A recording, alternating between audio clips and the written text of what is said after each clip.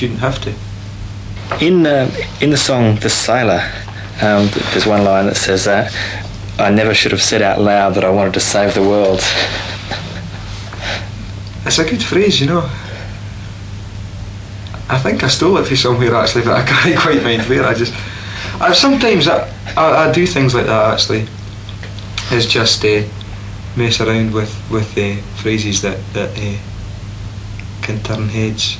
I think I like to do that just when the actual wordplay itself is more than the actual any great thought that went in behind it. I tend to sometimes, if I'm on a runner, just sort of jot down everything that comes in and then edit it down a bit. I'm sure you know what it's like if you start getting into a big flow of stuff all coming out at once. You tend to just rattle it down and then edit it back afterwards. I'm not sure of the specific idea where it came from, but I like the sort of grittiness of the phrase and decided to keep it. When punk first started happening, how did that affect you? It was great for me because at that time I was trying to learn about the guitar and things like that.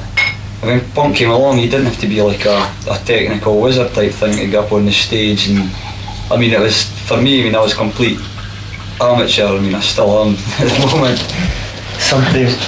But at that time, I mean, I could go up on stage, play my guitar and the band type thing, and I just didn't worry about like making bum notes, the guitar being out of tune, things like that.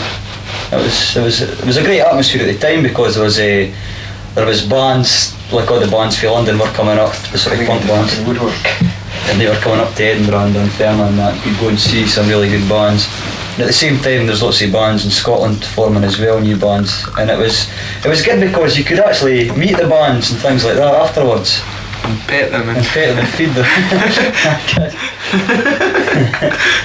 Instead of like being the big bands at the time, you know, the sort of Genesis and that kind of stuff, they were like sort of, not that I was ever interested in that, but they were sort of untouchable and very sort of like massive away up there type thing. When you first started Big Country, you said that you wanted to establish some kind of communication with your audience. Now you achieved that to a certain level, I think. I mean, how are you going to maintain that level or increase the level? I think all we can do to maintain or increase it is carry on in the way that we have done in the past, and by writing songs that we care a lot about and that we do put a lot of ourselves into, and just by being all round cool dudes, I think. It's just what we are. I don't know,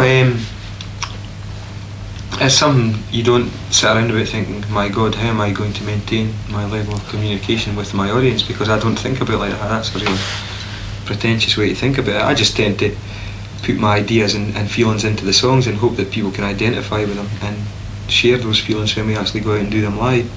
I think especially now a lot of the older songs have moved out of the territory of simply us just playing them. They belong to people who have bought the records and enjoyed the songs and identified with the songs, and they've obviously touched a part of their life, and it's very gratifying, I must admit. It's very satisfying.